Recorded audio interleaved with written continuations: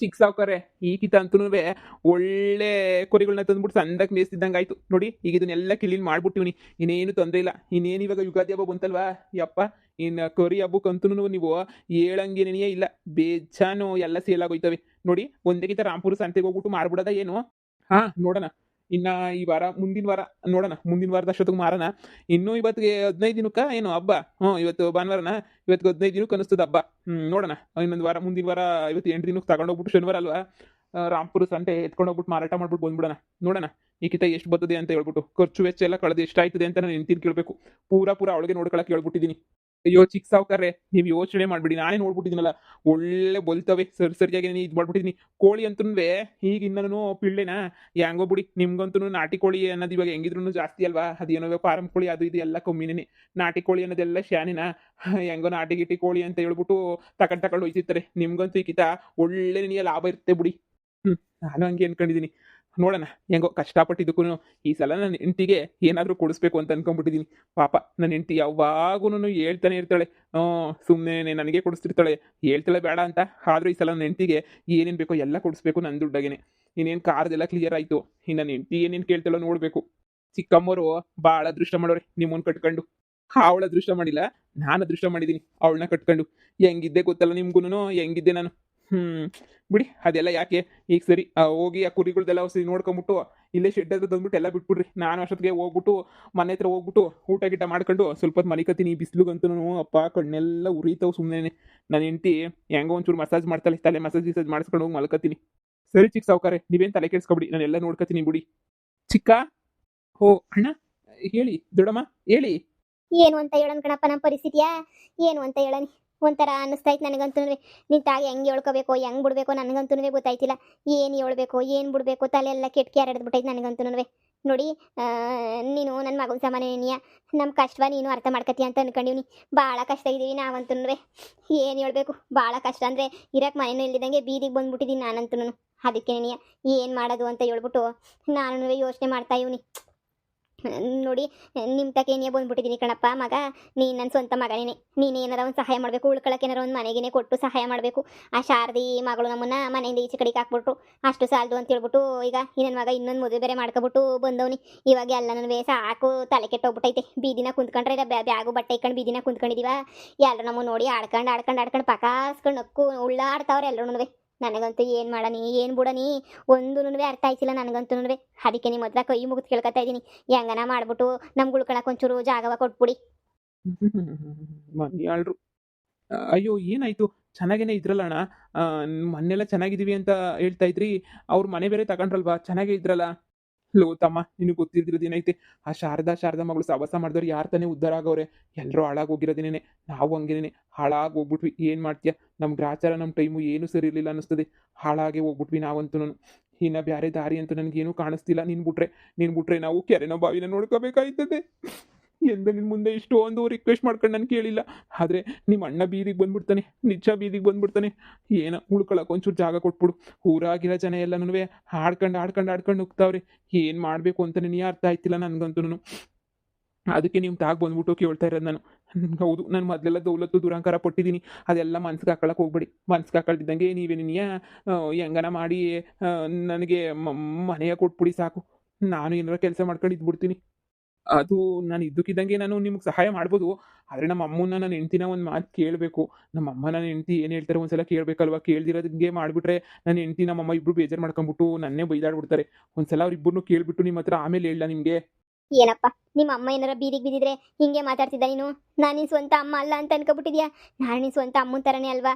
ನೋಡು, ಅಮ್ಮ ಅಂತ ನೀನು ಅನ್ಕ ನೀನಂತೂ. ಅಮ್ಮ ಅಂತ ಅನ್ಕೊಂಡು ಏನಾರ ಒಂಚೂರು ಸಹಾಯ ಮಾಡಪ್ಪ. ನಿನ್ನ ಕೈ ಮುಗಿತೀನಿ ಕಣಪ್ಪ, ಕಾಲಿಗೆ ಬೇಕಾದ್ರೂ ಬೀಳ್ತೀನಿ ಕಣೋ. ನಮಗೆ ಸಹಾಯ ಮಾಡು. ನಾನು ನನ್ನ ಮಗ ಭಾಳ ಕಷ್ಟಪಡ್ತಾ ಇದ್ದೀವಿ ಕಣೋ, ಹೇಳೋಕ್ಕಾಗಕ್ಕಿಲ್ಲ ಅನಿಸ್ತಿದೆ. ಏನು ಮಾಡೋಣ, ನಮ್ಮ ಜೀವನದಾಗೆ ಭಾಳ ಕಷ್ಟ ಬಂದ್ಬಿಟ್ಟೈತೆ. ಆ ಶಾರದಿ ಅವರು ಮನೆಗಿರಿಸ್ಕೊಂಡಿಲ್ಲ, ಅದು ಸಾಲದು ಅಂತ ಇನ್ನೊಬ್ಳು ಅವಳನ್ನ ಕಟ್ಕೊಂಡಿದ್ದಕ್ಕೆ ಅವಳು ಬಂದು ನಮ್ಮ ತಲೆ ಮೇಲೆ ಕುಂತವಳೆ. ಏನು ಮಾಡಬೇಕು ಬಿಡಬೇಕು ನಂಗೆ ಅರ್ಥನೇ ಆಯ್ತಿಲ್ಲ ಕಣಪ್ಪ. ಏನೋ ನಿನ್ನೇನು ನಂಬ್ಕೊಂಡಿದ್ದೀವಿ ಕಣಪ್ಪ. ಏನಾರ ಒಂದು ವ್ಯವಸ್ಥೆಯೇ ಮಾಡಿಕೊಟ್ರೆ ಇಟ್ಕೊಂಡು ನಿನ್ನ ಹೆಸ್ರು ಹಿಡ್ಕೊಂಡು ಜೀವನ ಮಾಡ್ಕೊಂಡು ಇದ್ಬಿಡ್ತೀವಿ. ಏನು ಮಾಡೋಣ?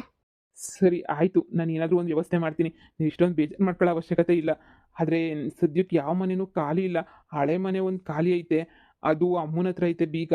ಅಮ್ಮ ಮನೆ ಹಾಕೊಂಡು ಬಂದರು, ಅಪ್ಪ ಇದ್ರು ಅಲ್ಲೇನೆ. ಈಗ ಮತ್ತೆ ಮನೆಗೆ ಬಂದವ್ರೆ, ಅಲ್ಲಿ ಅಮ್ಮನ ಹತ್ರ ಐತೆ ಬೀಗ. ಮತ್ತೆ ಅಮ್ಮನ ಹೋಗಿ ಕೇಳಿಬಿಟ್ಟು ವಿಚಾರಿಸ್ಬಿಟ್ಟು ನಾನೇ ನಿಮಗೆ ಮನೆ ಕೊಡೋ ವ್ಯವಸ್ಥೆನ ಮಾಡ್ತೀನಿ. ನೋಡೋಣ, ನಮಗೇನ ಮನೆ ಅವಶ್ಯಕತೆ ಇಲ್ಲ.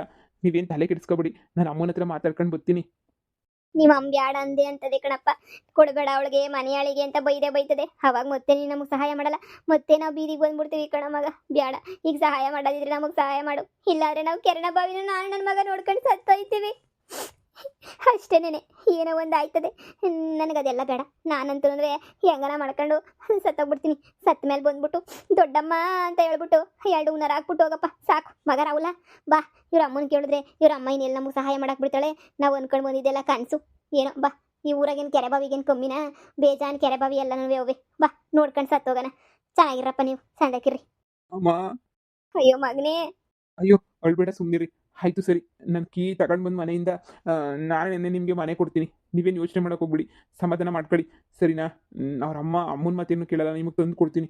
ನೀವು ಈಗ ಏನೂ ಮಾತಾಡಬೇಡಿ. ಬನ್ನಿ, ಕೂತ್ಕೊ ಬನ್ನಿ ನೀವು. ನಾನು ಏನಾರ ಒಂದು ವ್ಯವಸ್ಥೆ ಮಾಡ್ತೀನಿ. ಊಟ ಏನಾದರೂ ಮಾಡಿದ್ರಾ? ಊಟನೂ ಮಾಡಿಲ್ಲ. ಬರೀ ಬೆಳಿಗ್ಗೆಯಿಂದ ಕಿತ್ತಾಡೋದೇ ಆಗೋಯ್ತು ಕಣಪ್ಪ. ಕಿತ್ತಾಡಿ ಅಯ್ಯೋ ಉಸಿರು ಕಟ್ಟೋಗ್ಬಿಟ್ಟೈತೆ. ತಿನ್ನಕ್ಕೆ ಊಟ ಇಲ್ಲ, ಕುಡಿಯಕ್ಕೆ ನೀರಿಲ್ಲ. ಹೊತ್ತು ಕಣ್ಣೀರೆಲ್ಲನೂ ಬತ್ತೋಗ್ಬಿಟ್ಟೈತೆ. ಏನೋ ಹೋಗ್ಬಿಟ್ಟು ಹೋಟ್ಲಾಗೆ ಒಂದು 2 ಪ್ಲೇಟ್ ಅನ್ನ ಸಾಂಬಾರು ಇಲ್ಲ ಏನು ಸಿಕ್ಕದನ್ನ ಕಟ್ಟಿಸ್ಕೊಂಬಿಟ್ಟು ಬಾ ಹೋಗು. ಹಂಗೇನೆ ನೀರು ಒಂದು ಬಾಟ್ಲಾಗ ನೀರು ಇಸ್ಕೊಂಬಿಟ್ಟು ಬಾ. ಇವರು ಊಟ ಮಾಡಿಲ್ವಂತೆ, ಉಣ್ಕೊಂಡು ಕುಂತ್ಕೊಳ್ಳಿ ಸ್ವಲ್ಪ ಹೊತ್ತು. ನಾನು ಹೋಗ್ಬಿಟ್ಟು ಕೀ ಎತ್ಕೊಬಿಟ್ಟು ಬಂದ್ಬಿಟ್ಟು ಅವ್ರಿಗೆ ಮನೆಯ ಕೊಡ್ತೀನಿ. ಆ, ಆಯ್ತು ಆಯ್ತು ಚಿಕ್ಕ ಸಾವುಕಾರ್ರೆ. ಈ ವಿಚಾರನ ಆದಷ್ಟು ಬೇಗ ಹೋಗ್ಬಿಟ್ಟು ನಮ್ಮ ಚಿಕ್ಕಮ್ಮವ್ರಿಗೆ ಹೇಳ್ಬಿಡ್ಬೇಕು. ಇಲ್ಲ ಅಂತ ಹೇಳಿದ್ರೆ ಇವ್ರಿಗೆ ಮನೆ ಕೊಟ್ಬಿಟ್ಟು ಈ ಚಿಕ್ಕ ಸಾವುಕಾರರು ಎಲ್ಲ ಸಂಸಾರನ ಉದ್ಧಾರ ಮಾಡ್ತೀನಿ ಅಂತ ಮನೆ ಮುಳುಗಿಸ್ ತೇಲಿಸ್ಬಿಡ್ತಾರೆ. ಇಂಥ ನನ್ನ ಮಕ್ಳಿಗೆ ಸಹಾಯ ಮಾಡಿದ್ರೆ ಎಷ್ಟು ಬಿಟ್ಟರೆ ಎಷ್ಟು. ಥೂ, ಇವ್ರಿಗಂತೂ ಮಾಡಲೇಬಾರ್ದು. ಅಳಬೇಡಿ ದೊಡ್ಡಮ್ಮ, ಸಮಾಧಾನ ಮಾಡ್ಕೊಳ್ಳಿ, ಕಣ್ಣೀರು ಒರೆಸ್ಕೊಳ್ಳಿ.